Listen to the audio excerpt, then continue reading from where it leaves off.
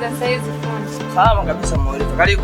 Nimekuja kuchukua nguo ya mwanangu, imekaa muda mrefu. Mwezi mzima kabisa natakiwa mtoto aende shule. Sawa, lakini sasa hapo katikati nilikuwa na dharura sana na nilikuwa na msiba kwa labda nitaanza kushona leo. Nahisi kesho kutwa itakuwa tayari. Shughuli zako zinanisaidia nini? Kila siku nanipiga kalenda kila siku. Mimi nataka nguo ya mwanangu. Ngoja nikamwambie baba Oliver aje wewe.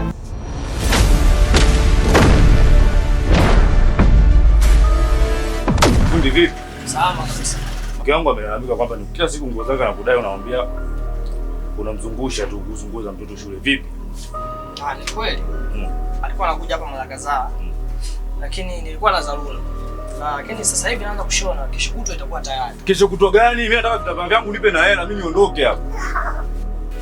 Kwa mtindo huu sitoleta kazi hapa. Sawa? Nyie twendeni.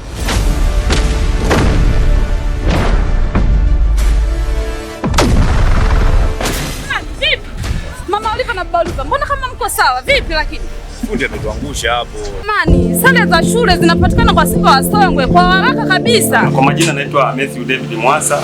Tunajishughulisha na uzalishaji wa nguo za shule na kuuza pia kwa jumla na rejareja. Karibuni sana wakazi wetu wa Mkwajuni na wilaya nzima ya Songwe. Baadaye tutaenda so far hadi Mapongolosi na maeneo mengine kama Mbangala, Mbuyuni na maeneo mengine yote yanayozunguka wilaya ya Songwe. Karibuni sana, tunazalisha kwa jumla na rejareja. Kuna sketi hizi hapa ambao unafika zimeshashonwa kabisa. Hiki ni kitambaa Eastim namba 1 ambao tayari zimeshaandaliwa. Kwa hiyo unaweza kufika hapa ukachukua kwa jumla na rejareja. Zipo kaptula hizi hapa size zote kuanzia darasa la kwanza mpaka la 7. Ni dark blue Eastim namba 1 hii. Unaweza ukaipatia kaptula yako kuepusha usumbufu kwa mafundi. Karibuni sana. Tunapatikana Mkwajuni karibu na ghala la ufuta la wilaya. Tunauza kwa jumla na rejareja, zinapatikana kwa wakati. Bwana sisi hatuna longolongo. Mzigo upo wa kutosha huo hapa. Karibuni sana.